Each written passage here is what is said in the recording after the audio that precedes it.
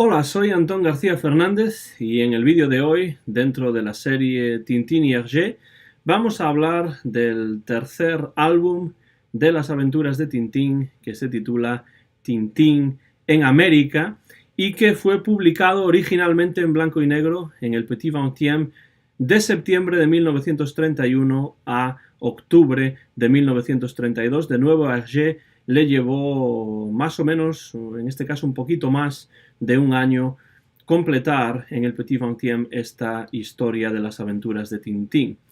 Tintín América es el título y aquí lo tengo en la versión francesa, Tintín en Amérique, y también tengo aquí una edición en inglés que incluye 3 volúmenes de la serie, entre ellos Tintín in America. Y bueno, este es el primer volumen de la serie en el cual Hergé se sale con la suya y tiene mayor control acerca de a dónde va a enviar a Tintín. Después del viaje al Congo, que fue creado sobre todo por encargo del padre Wallet, Norbert Wallet, Hergé puede por fin realizar el proyecto de enviar a Tintín a los Estados Unidos. Y en este caso, este libro de las aventuras de Tintín conjuga 2 intereses principales de Hergé en estos momentos. Por un lado, las películas de gángsters y sobre todo su pasión por la historia de los indios americanos y el Far West, ese lejano oeste que le fascinaba, y esta fascinación es algo que tenía en común con millones de personas de su generación a lo largo de toda Europa y de otras partes del mundo. El también belga, Jacques Brel, el cantante belga, pues varios años después de la publicación de Tintín en América, en una de sus canciones que se llama Mi infancia, Mon enfance, explica o describe el final de su infancia como aquel momento en el que le habían robado el Far West, ¿no? Entonces esta fascinación, esta obsesión incluso con los indios americanos, los vaqueros, las películas de cowboys, etc., es muy prevalente en estos momentos, a principios de los años 30, en el caso de Hergé y de muchos de sus lectores y personas de su generación. Por tanto, el libro puede pensarse que es mitad cine del oeste y mitad cine negro. El cine además va a tener una grandísima importancia en este álbum, en la manera en la que Hergé dibuja muchas de las viñetas, una importancia que el cine va a perder en álbumes posteriores, pero que tiene mucha en este caso. Tintín incluso llega a enfrentarse y a vencer a Al Capone, que ya estaba mencionado en Tintín en el Congo y que aquí va a aparecer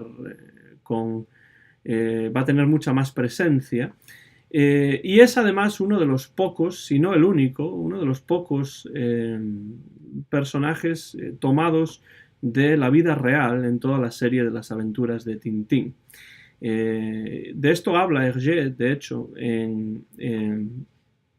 estas conversaciones con Hergé de Numa Sadul, para decir que introduce a Al Capone en esta historia de Tintín porque tenía una enorme fascinación con el personaje de Al Capone, que para él y para muchas otras personas en el momento se había convertido en un personaje prácticamente legendario. Y claro, cuando Tintín se enfrenta al crimen en Chicago, a los gángsters de Chicago, pues Al Capone es un personaje que va a tener una importancia notable. Ya hemos dicho que Hergé tenía mucho interés en América, en Norteamérica, en los Estados Unidos en particular, y por tanto se ha documentado para este álbum mucho más que para los 2 álbumes anteriores, para Tintín en el Congo y Tintín en el país de los soviets. Ha visitado museos, ha leído varios libros de diferentes tipos, pero por supuesto inevitablemente seguirá cayendo todavía en estereotipos. La documentación de momento no tiene la profundidad que alcanzará a partir del volumen número 5 de la serie, que es El Loto Azul, y del que espero hablar en algún vídeo posterior. También Hergé habla en estas conversaciones con Hergé, con Numas Sadul, acerca de esta fascinación que sentía por los indios americanos y por los Estados Unidos. En la página 97 dice, tal como acabo de decirle a Numas Sadul, me tenía obsesionado América desde hacía tiempo. Yo quería, sobre todo, hacer una historia de indios. Este era mi punto de salida, mi verdadero objetivo. Pero todo ha evolucionado en el decurso del tiempo, como siempre, y no he hablado de los indios como hubiese deseado hacerlo. No obstante, he dejado deslizar que los americanos blancos explotaban a aquellos desgraciados pieles rojas, cosa que a veces me han pedido que modifique para poder publicar Tintín en ciertos países. Pero yo mantengo mi postura, he dicho algo que es cierto y no estoy dispuesto a rectificar. Es cierto que Hergé en este volumen de la serie, en Tintín en América, critica la manera en la que el gobierno estadounidense trató a las diferentes tribus de indios americanos a lo largo de los años. Hay, además de esto, y por influencia del padre Norbert Wallet, un evidente antiamericanismo, una crítica al capitalismo estadounidense que era muy prevalente en los círculos en los que se movía Hergé en aquellos momentos, a principios de los años 30 y por supuesto en el XXe siècle, el periódico en el que se publicó en el que se publicaron estas primeras aventuras de Tintín. Es cierto que está ahí esa crítica al capitalismo, ahí es donde se nota la mano del padre Wallet en esta historia,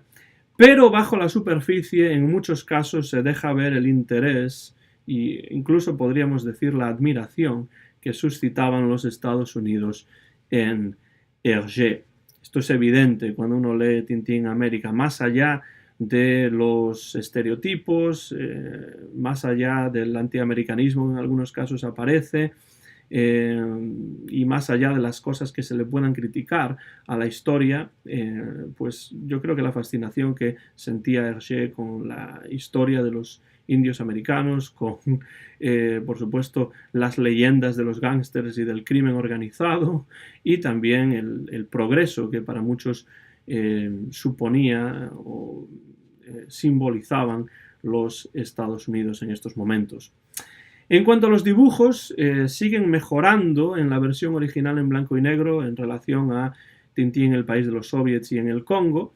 pero sin llegar todavía a la complejidad y al realismo de esa línea clara o ligne claire por la que se identificaría bastante pronto a Hergé. Si hablamos de la trama, de nuevo nos encontramos con una trama episódica basada en numerosos gags, en situaciones inverosímiles. La más inverosímil de todas, obviamente, es el hecho de que Tintín conseguirá al terminar el libro, al terminar esta historia, limpiar de criminales la ciudad de Chicago, y lo hace él solo, sin ayuda absolutamente de nadie. Y por supuesto nos encontramos, como ya he señalado, con que hay muchos lugares comunes acerca de la sociedad estadounidense. Si hablamos de nuevo de esta diferencia entre lo étic y lo émic de Kenneth Pike, nos encontramos de nuevo, igual que en Tintín en el Congo, con una visión ética, es decir, de una persona que no pertenece a la sociedad estadounidense acerca de esta sociedad estadounidense. Es decir, es una visión de la cultura norteamericana, estadounidense, hecha por un sujeto que no forma parte de esta cultura, pero que sin duda la admira en muchos casos, a pesar de que la critique también en otros. ¿Cuáles son los elementos críticos que desliza Hergé en esta historia de Tintín? Pues por un lado, una crítica al capitalismo. Para Hergé, en este libro de Tintín en América, el capitalismo equivale al mecanicismo, a la deshumanización. Esto está claro, por ejemplo, cuando dibuja las fábricas de embutidos en las que aparecen unas cintas mecánicas que transportan unas vacas vivas y que estas vacas vivas entran en una máquina y acaban saliendo por la otra parte de la máquina a través de esa cinta mecánica convertidas en salchichas. Entonces el mecanicismo está claramente representado en esta historia de Tintín en América. Y no siempre, o en muchos casos, desde un punto de vista bastante negativo y bastante crítico. Y también otro elemento crítico importante, como ya hemos señalado también, es la opresión de las tribus nativas por parte del gobierno estadounidense, especialmente en este episodio en el que Tintín encuentra en la reserva de los indios Pies Negros un pozo de petróleo. Rápidamente aparecen unos hombres de negocios que le van a ofrecer pues, suculentos cheques a Tintín por la explotación del pozo, pero en cuanto se enteran de que el pozo no pertenece a Tintín, sino a la tribu de los indios Pies Negros, rápidamente, en el mismo día, obligan a desalojar a toda la tribu sin pagarles ni un solo céntimo por ese petróleo que apareció, que se descubrió en una tierra que era propiedad, en principio, de esta tribu. También hay una crítica a la segregación existente en los Estados Unidos, y esto no aparece necesariamente en el álbum en sí, sino en un breve artículo publicado por el Petit XXe previamente al viaje de Tintín a América, previamente al inicio de la aventura. Y en este breve artículo Tintín le explica a Milou su visión sobre este tema, sobre la segregación, y es una visión bastante avanzada, la verdad, para la época y para el conservadurismo con el que generalmente se identifica a Hergé. Benoit Peters, en este libro, Hergé, fils de Tintin, o Hergé, hijo de Tintín, son of Tintín, en esta versión en inglés que tengo aquí en la mano, en este libro Benoit Peters cita este artículo, y yo he traducido un pequeño trozo en el cual Tintín le dice a Milou, y cito textualmente: los negros americanos descienden de esclavos, por lo que los blancos se consideran superiores a ellos. Esto es falso, pues el esclavo siempre es muchísimo más admirable que su señor. Esto dice Tintín a Milou. Después pasa a hablar de la segregación y de los linchamientos que tienen lugar en algunos estados, en estos momentos en los Estados Unidos. Y dice Tintín a Milou: a menudo en los estados del sur se lincha a los negros. La desafortunada persona que ha cometido un robo o un crimen, o de quien se sospeche haberlo cometido, muere a manos de los blancos poseídos de una rabia furiosa. Y la justicia cierra los ojos y permite que ocurra esta masacre. Hay incluso un momento en la historia en el que Tintín, que obviamente no es negro, sino que es un europeo blanco, está a punto de ser linchado también por una multitud de personas que lo creen culpable de un crimen del que realmente no es culpable. Lo han acusado por error y ya rápidamente lo han sentenciado a muerte y a ser linchado. Entonces, este tema de la segregación, la crítica a la segregación racial en los Estados Unidos también está presente de alguna manera en este libro de Tintín, o por lo menos lo está pues, en unos paratextos, como pueden ser este breve artículo en el que Tintín habla a Milou acerca de este tema. Obviamente, entre 1931 y 1932 apareció en el Petit XXe la versión original en blanco y negro de esta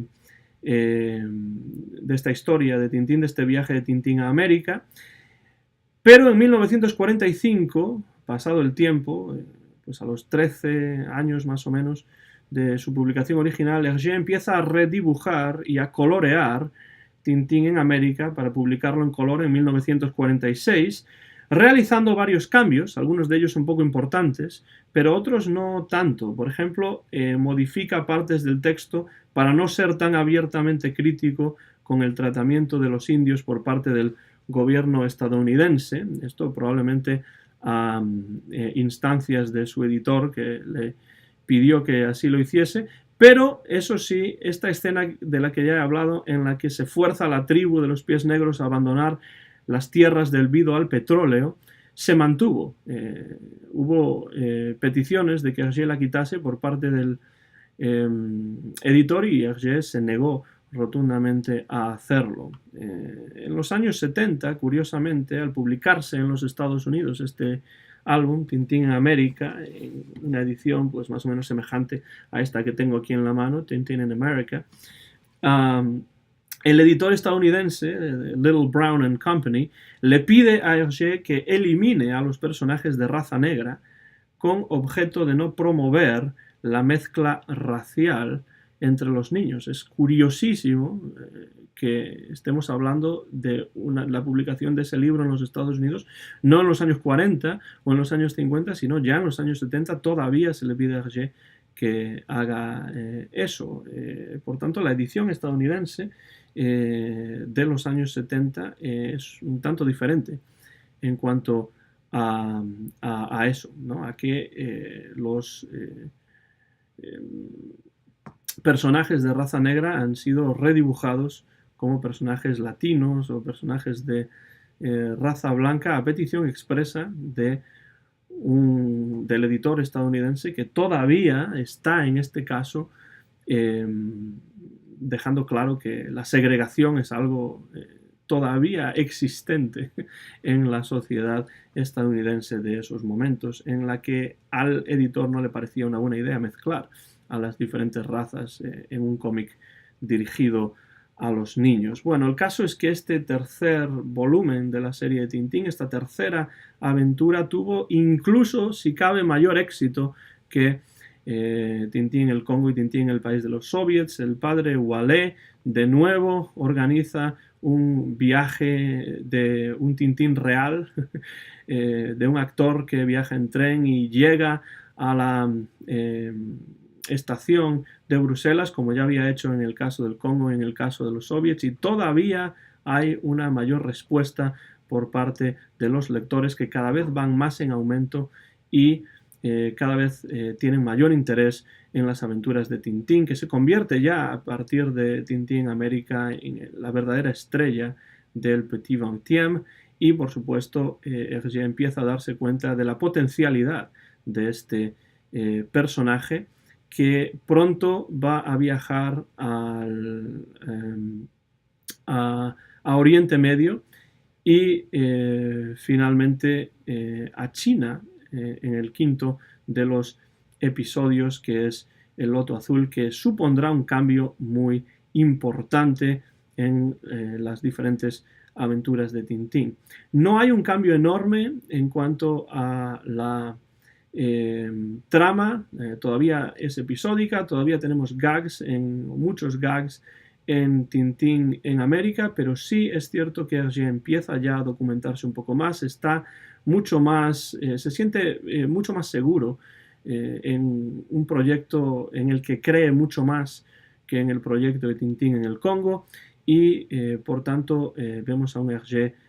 pues mucho más seguro, un Hergé que, a pesar de esta multitud de gags, sí ya empieza a saber hacia dónde quiere llevar las aventuras de Tintín, que